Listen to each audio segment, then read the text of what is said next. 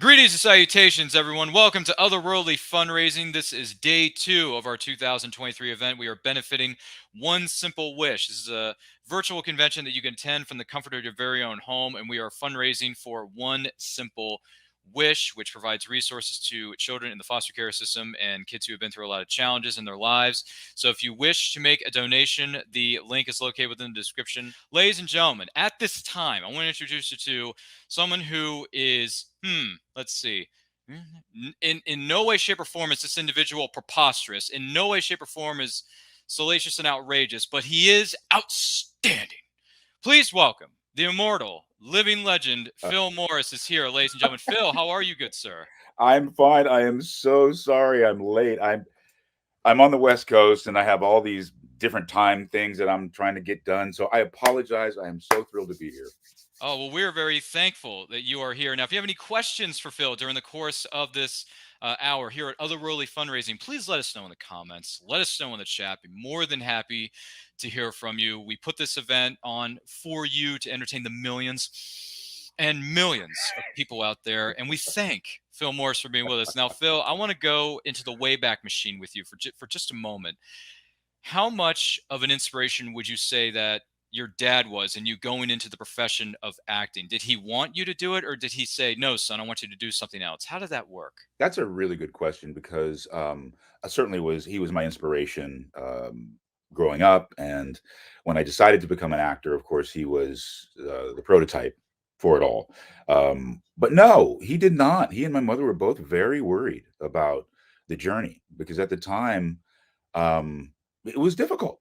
It was difficult for my father to be one of the first to really bust the doors open and be a star of a nationally networked show. And it was only he and Bill Cosby at the time. So it was a struggle, and my parents didn't want me to struggle.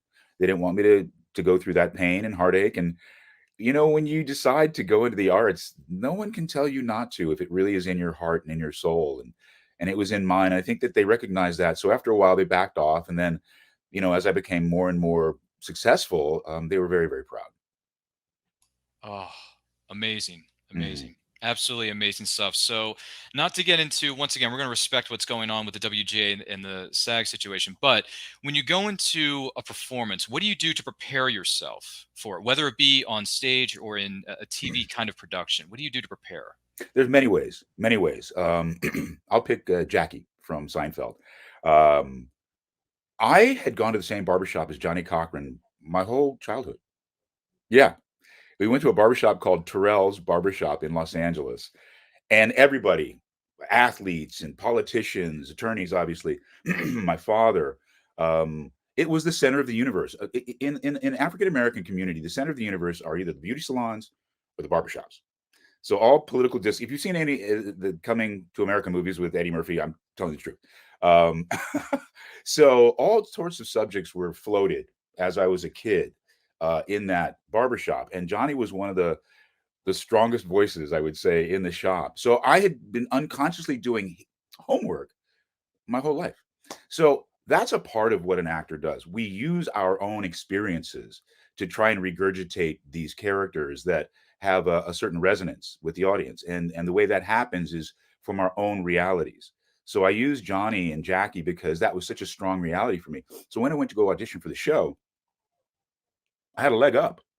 I mean, I just had a leg up because I heard the voice, right?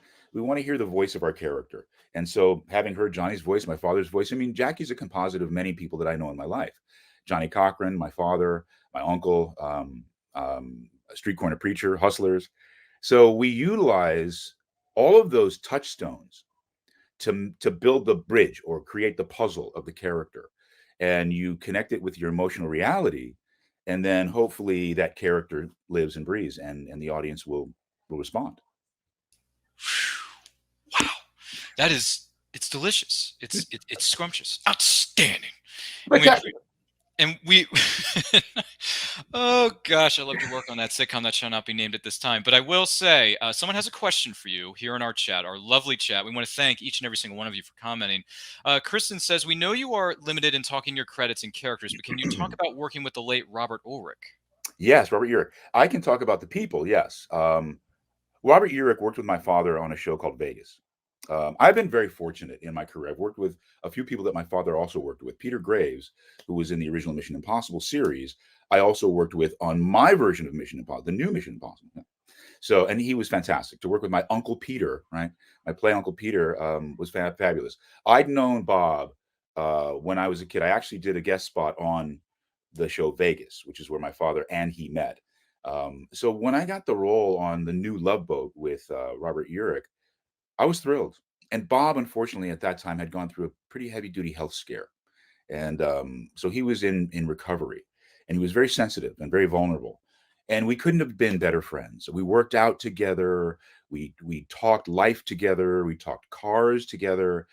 He was just a big personality and a lovely, lovely man. Had a beautiful family, and we just became very close. And I really appreciated his mentorship and his cast mateship, if that's a real word. Um, and I honor working with people like that because he was a serious professional, a veteran of the industry. He helped me in so many ways on set and off. And like I said, he was dealing with his own health problems. Unfortunately, we've lost him as a result. But for me, my career's been magic, Ryan. It's just been magic to work with these people that have been in my life from before I became an actor, and then luckily working with them, Bob Urich and Peter Graves being two of the most notable. Truly a gift, truly a gift. And thank you for sharing that with us. Otherworldly Fundraising. Gee, I wonder who that could be behind the scenes producers. What are you doing back there playing with your toys? Where does she get those wonderful toys? She says, I have heard you are a comics fan, but they have to ask if you are a DC or a Marvel fan. They're just curious. Oh, I understood that one. Hold on, hold No, on, it's okay. hold on. Mm, So those are the tomes that I have. I have 20,000 comics in my own personal collection. Yeah, I know, I know, I whoa. know, Okay, I that's way know. more than my 3 short boxes. I've Good Lord. I have so many. My wife made me build a wall unit. She's like, either build a wall unit or throw those things out. So I am a serious dyed-in-the-wool comic book fan. I don't collect as much now. I don't collect anything really, except for these omnibuses. So I don't ruin all the comic books that I have. But at the beginning, I was a Marvel guy, and the reason I was a Marvel guy was because I love the Fantastic Four, and in Fantastic Four 52 was the first appearance of the Black Panther. So I'm seeing my image in comics for the first time, and I was thrilled with it. And then DC came down the pike with John Stewart and a few other characters. But early on, it was Marvel for me. I mean, Stan Lee and Jack Kirby were just gods, giants. And in fact, I met Stan Lee at Comic Con one year, and he was a huge Seinfeld fan. So it was like he was a fan of Jackie, I'm a fan of his. It was all love. But in the beginning, it was Marvel, and at the time that I was collecting, and I don't know if it's still that way now. You had to pick a side, man, North or South. You know what I'm saying? You're the Confederacy or you with the Union. and and I don't know if I was the Union or Confederacy, but I just loved Marvel primarily because my image. Um, when I saw that Fantastic Four number 52, man, I'm like, we made it. We're here. and but now it's the world of comics is so diverse. It's so amazing. It's got the multi genders and generations and ethnicities, and it's so inclusive right now. It's really a beautiful time to be a comic book fan. Talk about being a real and spectacular experience. I will say that. Card carrying member right here, baby. I know, right? Keisha Acom is here. She says, hello, beautiful people. Keisha, how are you, darling? Great to see you. Thank you for being with us. Greatly appreciate it. Oh, my gosh. Otherworldly Fundraising. Producers, stop having fun with your toys. How did you get into voice acting for animated shows, Phil? Well, my journey is really magical. Be honest with you. I backed into it. I backed into it. They were standing there on the street cheek, and I'm like, "Hey, you need a voice?" They were like, "Sure." Um, I had done okay.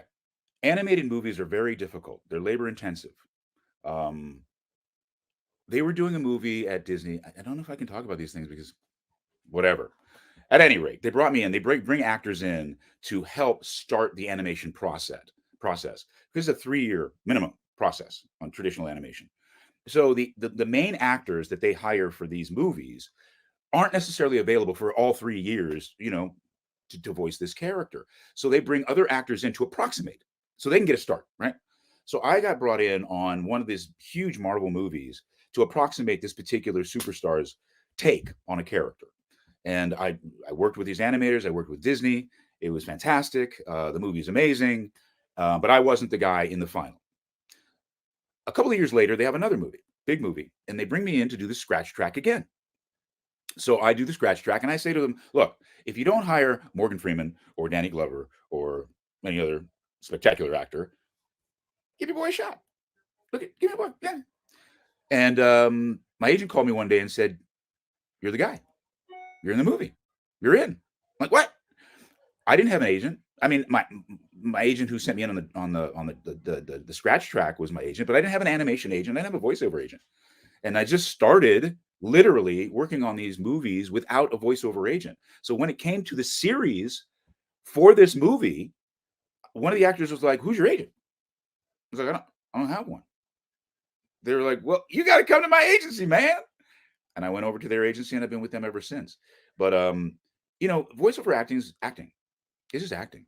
And the better you are as an actor, the better you will have a voiceover career. It's not just you have a good voice.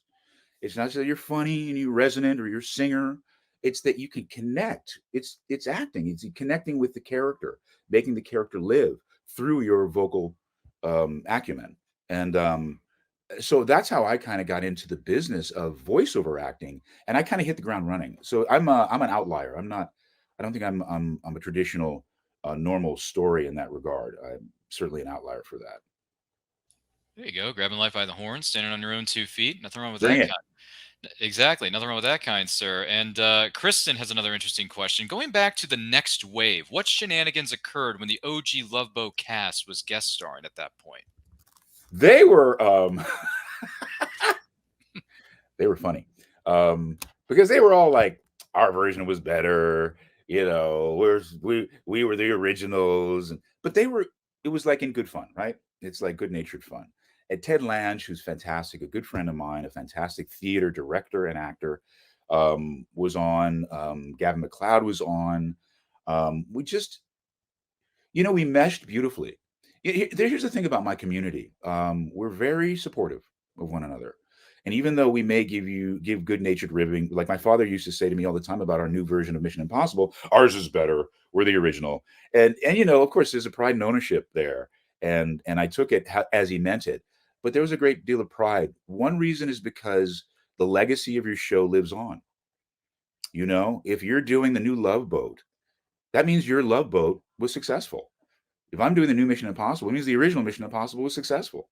So when they were on set with us, they were very, very excited, so thrilled to take on those roles again, so thrilled to be acting opposite us and bringing this new generation their talent and their take on their characters. I don't have a lot of crazy stories about it. I remember Vicki Lawrence. I had done Match Game. They were doing the new Match Game, and Vicki Lawrence was one of the stars of that. And when I did that, she was like, "My show is fun and more fun than your show. It's better than your show." And I go, "Well, we'll see when you come on." So we brought her on to guest star, and she was having a good time. She goes, "This is kind of fun." I'm like, "Yeah, it was kind of fun. It was kind of fun, Vicky. It's kind of fun." I said, "You can't compare the two. One's a game show. One's an hour dramedy." And so we just, you play around and have a good time with each other. But I don't have an abiding memory of some, we tripped on the set and got coffee all over us or something like that. Well, that's okay. It's all right. I mean, hey, if you don't spill coffee on yourself, no accidents like those happen. That's always a plus. I have been handed a note that I would like to pass on to you, maybe watching or listening to this.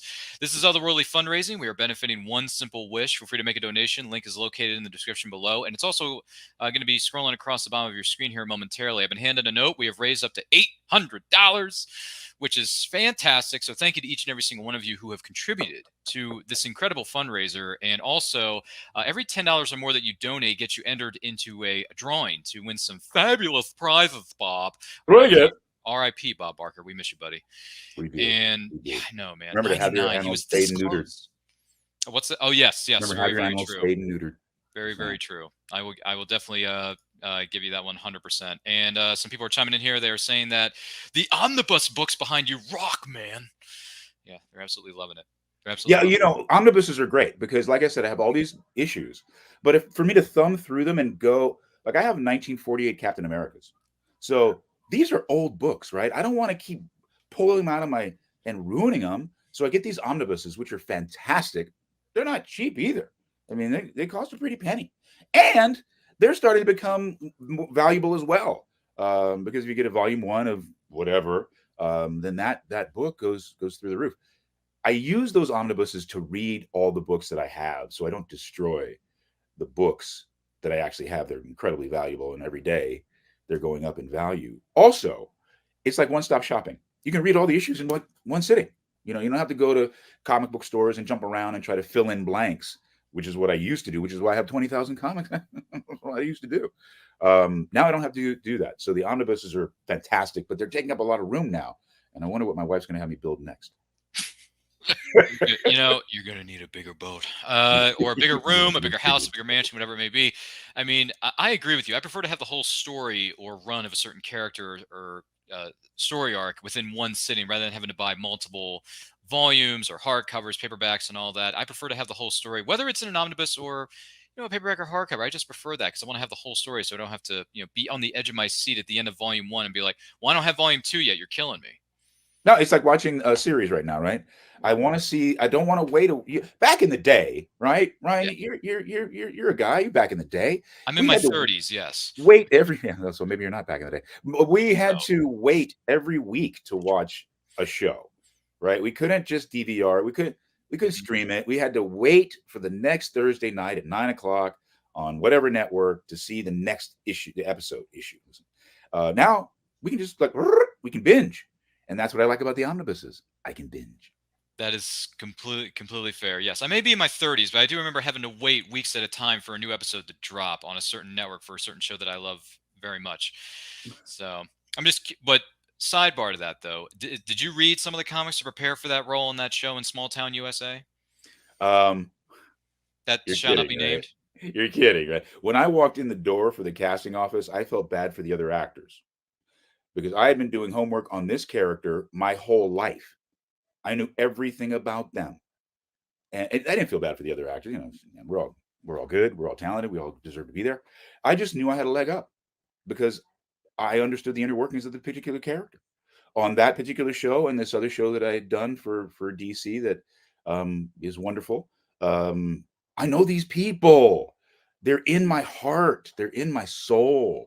And because I am a card carrying member, nobody has to be more pleased about a performance than I do because I hold myself to a standard that we all hold ourselves to. And in this world, we're geeks and we're nerds, but in the best way, and we follow our heart and we follow our passions. I love going to conventions because of that.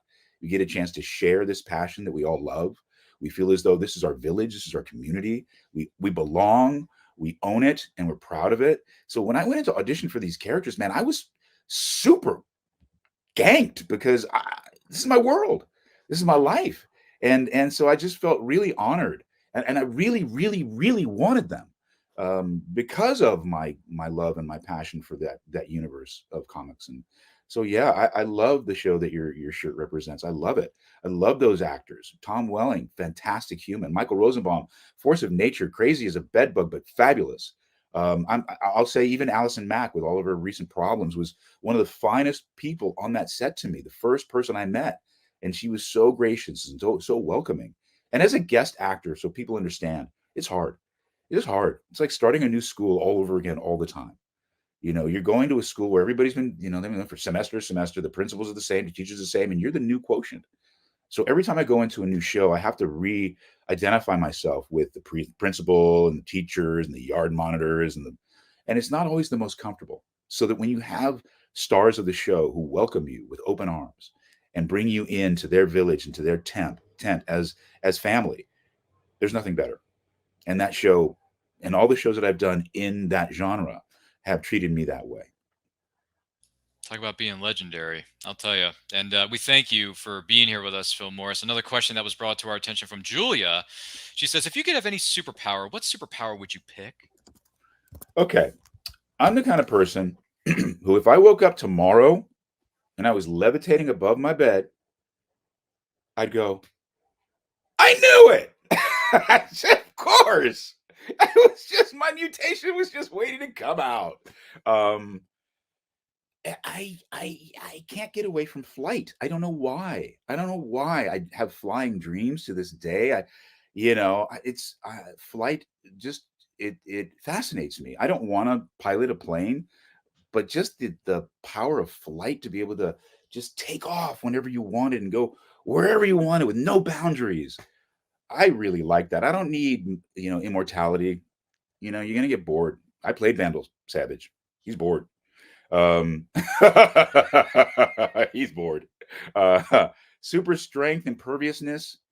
I don't know. Is that going to numb my nervous system? Am I not going to feel the things I want to feel because I'm impervious to stuff? So I don't know. But flight, yeah. It's probably Invisibility, nah. That's probably the one I would pick is flight too. So I'm with you on that. I can definitely see that from a certain point of view. And also, Otherworldly Fundraising keeps playing with their toys. How much interaction did you have with the late great Kevin Conroy on Justice League? I love Kevin Conroy. He and I had met each other on another show that we were doing before he got the role of Batman, and and we just loved each other, man. So that when I started on Justice League and he was there, it was a love fest. I visited him in his partner in New York City, and we hung out at his amazing townhouse in Manhattan. Amazing. The guy was so talented. He was an Irish tenor. He sang in Ireland many times. Just a gorgeous artist. He loved what he did. I love artists that appreciate what they do and they appreciate the fans. Yeah, I can't do what I do without them. I'm not like a musician where I can just go in the living room and play on the piano or pick up a guitar and just, satisfy myself at the sunset. And I mean, what am I going to do? Wake up and do a monologue? You know what I mean? Right, I'm going to call you Ryan. Right, let's do the scene from Apocalypse Now. You and me, baby. Let's go. Charlie, don't surf. Um, it's not how it happens. So actors need an audience, in my estimation. And people like Kevin Conroy got that supremely. And he was there for the people. Yes, brilliant as Batman. Brilliant as that. But he was also a giver. And that to me is a quality that's very rare in this business, unfortunately. A lot of very selfish people. I mean, we are that way because we have to figure ourselves out to then present it to you. But I want to figure myself out to present it to you so that then we have this great dialogue, right? And that's what Kevin was. And that's what he had with the audience. And we miss him for that. So yeah. You're And getting me here. yeah, I had the pleasure of meeting him years ago in Philadelphia at a convention. Very nice man. Signed an 8x10. I should have, at the time, I didn't have it, but I wish I would have had him sign Mask of the Phantasm DVD. That would have been nice. Wow. Because I love that movie. I mean, who doesn't? It's a great movie. It's hashtag lack of bouse. It turns 30 in December. Damn. Fun fact. Fun fact. It's You true. almost got me. Almost like Kevin Conroy. Yeah. Beautiful man. Mm-hmm. And once again, these questions are rolling in, and we're loving this stuff. Kristen says, Go. "You've done a good amount of DC, and your sister is Marvel. Any good-natured rivalry there, or no?" Honestly, no. No. My sister and I do a little podcast that we call The Vision is Possible on IG Live every Thursday night. And and if you watch us on that, you'll feel the love that we have for one another. She was one of my early heroes. My sister's a brilliant actor. She was a recipient of the local Irene Ryan Award, which is an actor award for the college theater people. And then she went to the Nationals in Washington, D.C. She was a lauded actor before I even decided to become one. So I had watched my father and then watched my sister uh, with such talent and such grace and such beauty that no, I only have love for her. I only have support and honor for her. And she assisted me in getting into the voiceover world as well. Ironically enough, the voiceover agents that I have were hers as well. And she'd always encourage me to get into it. And I was like, voiceover, I'm a face guy. I do face stuff. I don't do voice stuff. And so ironically enough, when I got into the business, I was with her agency. We champion each other. iron sharpens iron. We've lost both of our parents, so that we relate to each other supremely. And when we have our, like, I do this crazy business, and my father was such a legend, but I don't have a chance to call him and say, hey man, look, we're kicking it, we're still doing it. I do go do jobs at Paramount, um, and I walk by his office, where his office used to be, and I just walk up there and I'm like, man, we're still doing it, still carrying the torch.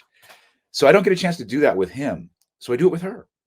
And I call her when I have an experience that's amazing that I know he'd appreciate, and or I'll call her when I've done this great voiceover and my voice is absolutely wrecked and I sound just like my father, and I'll call her and I go, "Who do I sound like?"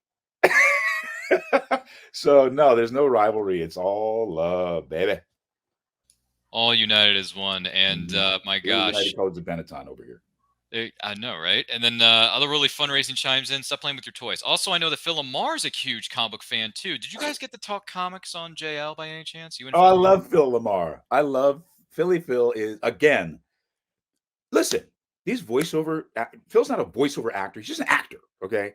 But he has a huge voiceover career, so you relate to him as a voiceover talent. People who in voiceover have they're like Renaissance people. They are so talented in so many different areas. He's a brilliant improviser. Um, he's a member of the Groundlings. He does so many wonderful things. Yeah, we talked about comics and Justice League, and we always talk about roles that we should do and roles that we shouldn't do. Like, we always feel that we could do Batman or Superman, but should we do Batman or Superman? Or should we just do our version of Batman and Superman? Because, being culturally correct or whatever, we want to do the right thing. So we have deep conversations about our responsibility in this business, and how we express our art in the world. Philip is a beautiful family man. He was just literally in where were they? Oh, in New Zealand for the Women's World Cup. Took his daughter to New Zealand.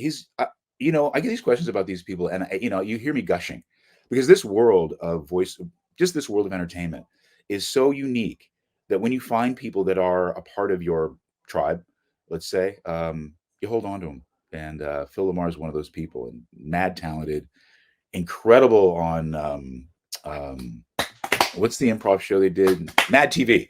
Incredible on that. And he's just a great talent, full stop, and a really good friend. Well, that's just wonderful. You know what else is wonderful? You who may be watching or listening to this right now, called Otherworldly Fundraising, benefiting One Simple Wish. We're here with the legend, Phil Morris, here on the show. If you have any questions for him, let us know in the comments. Let us know in the chat. And don't forget to like and share this with everyone you know. And every donation you make, $10 or more especially, will get you entered into a drawing to win some fabulous prizes. The link is currently scrolling across the bottom of your screen. It's also located within the description below. Once again, my name is Ryan. I'm your moderator for this portion of this show. And I will ask this question because this is an interesting one coming to us from, once again, Otherworldly Fundraising, having too much fun in the backstage area. Why? I'm just saying. They say, being a Black Panther fan, would you like to voice that character for a Marvel project down the line? Yes, absolutely. And I did the cinematic for Reginald Hudlin. We did a very short-lived Black Panther kind of series where they had Jaimin Honshu as the voice of Black Panther, and I played T'Chaka, his father, and I played a couple of other characters on there. I would slay T'Challa in an animated version of the Black Panther. Had I been of the age, even though um, he was wonderful as Black Panther, man, I'd have slayed that too. Number one, I'm a martial artist. I've been a martial artist since I was 7 years old. Um, I love the genre so much, as you can tell. Um, I think I'd have a great take on the Black Panther to bring to it. Chadwick Boseman is the name I was not remembering. He's brilliant. We miss you too. Yes, I would love it. And if you know anybody, if you have it in, let me know. Get at me. Wakanda forever, that is for sure. Wakanda forever. Absolutely. And another question coming into us hot from Kristen, hot off the presses. Loving this. Any stories about Michael J. Fox? You guys are just picking the best people in town. You know that, right? They're just the best. Phil Lamar, Kevin Conroy, Michael J. Fox. I love that you love these people. It tells me a lot about you guys. It does. You got your finger on it right here, pulse, right there. Michael J. Fox, again, supremely talented. When we did the show that we did the movie that we did, he was just starting to feel the effects of the Parkinson's that he has. We never voiced anything together. It was always separate. So I've only really met him at the premiere of this project that we did. Um, he was so now he was a big star. He was the big star of the movie. But it was like he was just another one of us. You know what I mean? It just he just is humble and supportive. Loved everybody's work. Just gushed over everybody's work and everybody's input on this film. Um, he was just a beautiful cat. I only met him that one day. But you know, and I'll bore you with how wonderful these people are. I don't have nasty, horrible, or crazy, chaotic stories about these people. Because when you're working on this level, those people kind of get weeded out, and you don't find that on a set with strong personalities and people who really are bringing their A game. In fact, the people I feel that work on that level, like a Michael J. Fox, Kevin Conroy, Philip Lamar, they're as kind of people, kind of individuals as you will ever meet, because they know how hard it is to get to that level. They know what it takes to buck the odds and be one of the few who's lucky enough to make it. There's so many talented people in this industry that when you do achieve a certain amount of fame, be grateful. And that's what these people are. And Michael J. Fox was one of the most grateful. Watch his documentary still. Um, these are people who are really supremely connected to their humanity. And Michael J. Fox was absolutely one of them. Wow. Amazing stuff. Amazing stuff. That's 1.21 gigawatts of awesomeness right there. 7 o'clock hour. Sorry, I can't. I've seen it too many times, Phil. I've seen it too many times. That's my problem. I watch these things over and over again because they put a big giant smile on one's face. I can't help Uh, I can't help myself. well, Otherworldly that's why it's there, right? well, yeah, yeah, that's very true. You ever That's put a very smile on true. your face, or a little song in your heart, or a little fear in your spirit. If it's a horror film, it's supposed to move you, man. Mm, I'll give you that one. And Kristen's coming up with all kinds of cleverness in the behind the scenes area. You've had a lot of guest spots. Do you have a favorite that stands out to you? um, wow. Ooh, it's always hard to answer those questions because I've been doing it for so long, in a good way, not a bad way, in a really good way. Listen, guest spots, guest spots. Yes, a few. One is on. This is going to sound weird. It was on Zendaya's, our beautiful Zendaya, who's just become like incandescent, brilliant, nova, supernova. I played the father on her show, for another concern, and they kind of brought me in not just as her father, but also as a veteran actor to assist this young actor in the way of the business, right? And there's a picture of she and I on set, and they were going to break for a five, and it's a scene where I have a difficult moment with her, and they go break for a five, Union five, the break. She was getting ready to get up from the table. I said, "Where are you going?" She goes, "Well, it's a five." I said, "Oh no, we ain't acting. I didn't say you could go. This is real. You let them take their five. You don't deserve a five." Ow! And she sat there, and there's a picture of she and I just like looking away. And when they came back, man, this woman just checked the box of brilliance. Really, it was amazing. And so that show is very close to my heart. I love seeing her success. I love seeing her succeed. You never know where these careers are going to go, and to see her just stud out so beautifully is amazing. Another one, Javan Wade, who was on a show that I do for another concern with, it's another comic book show. He and I have a beautiful relationship, and we play father and son on this show. I remember one day we did a Zoom audition.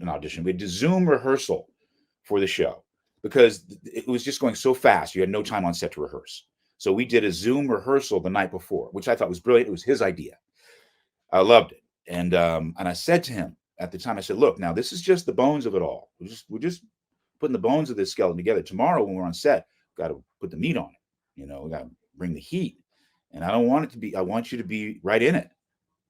I showed up the next day. I didn't know who this human being was. Now, normally in between takes, we talk, we chat, we catch up. Homie didn't look at me. He didn't talk to me. And it was another difficult moment between father and son. And I called him that night and I was like, bruh, what happened? He's like, well, you said it. You said it.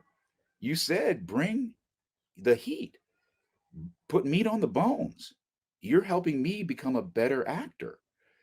And so I'm getting all flush right now thinking about it. Yes. So those two shows have been fantastic for me in terms of because of the experience I had with these young actors. As I was a young actor, needing a Peter Graves, a Bob Urich, to assist me on my road, uh, I'm glad to be able to mentor and assist anyone on their road to creative expression or life's expression. And that for me were those experiences. My goodness gracious. And someone shares your sentiments about a certain actor you mentioned a moment ago. Love the Z girl so much, says Julia. Love her. Oh my gosh. She's a force of nature. I would venture, venture to say so. Good Lord. Oh, goodness gracious. Ryan, you're hilarious. I love You you. know, I listen. I've had a lot of practice in this whole podcasting, producing, running a show kind of thing. Plus, I did high school theater and a little bit of college too. Tells the tale. Because in a previous life, I wanted to be an actor, and then I took my passions for entertaining people to a different route, and I started becoming a podcaster and sharing my love of fandoms with others because that's a great way to do it. So that's my way of I sharing love it. my love and appreciation for characters and fandoms that get us through the good and the bad, and the That's where just at a sidebar. That's where I think the situation that we're going through with all the unions and all that, Mhm, it will resolve itself at some point mhm. because entertainment is like the cockroach of life. We need us, especially when times are tough. It's what we turn to retool our feelings, our emotions, our particular take on life.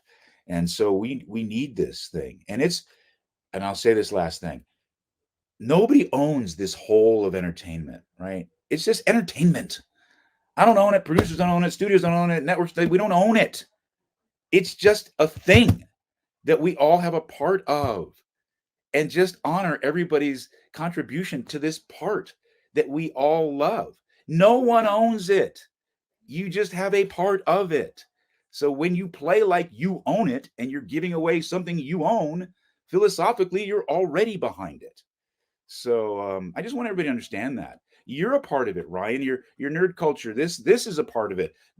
Everybody who's supporting this effort is a part of the world of entertainment. We all have a part in it. Let's just look at that as opposed to I own it. I don't want to give it away. Nobody owns it.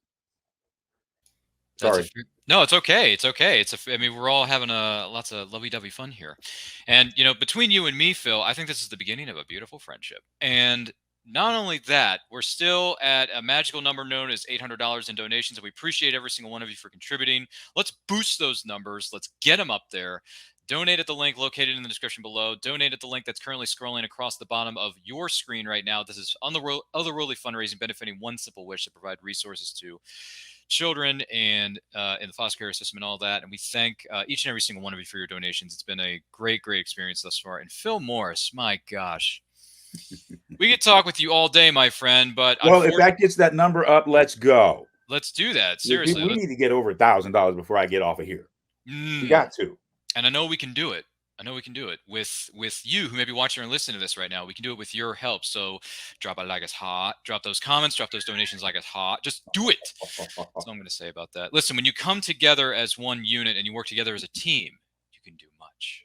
That's just a fact. Teamwork makes the dream work, ladies and gentlemen. That's what I'm going to leave you with. Well, Phil Morris, I want to take this opportunity to say on behalf of myself, everyone who worked tirelessly behind the scenes to put this event together, and the person who may be watching or listening to this, to say thank you from the bottom of our hearts for you being here and taking time out of your busy schedule to talk with us, share some stories, share some words of inspiration and passion, because I love it. I mean, in the magical words of a certain fictional character, I like it a lot. A lot. So, I mean, seriously, we really do. And we hope we have you back here again in the future. We would love to have you talk some more super stories about a certain show that I love to pieces. And with that being said, Phil, if the person watching or listening to this wanted to catch up with you and follow you on social media, where can they find you? I'm at the Phil Morris everywhere. whether it's Twitter or I don't even know what the X, whatever they call it, and Instagram, all over the place. I'm at the Phil Morris, not Phil Morris actor. There's other things that are out there. I can't stop them all.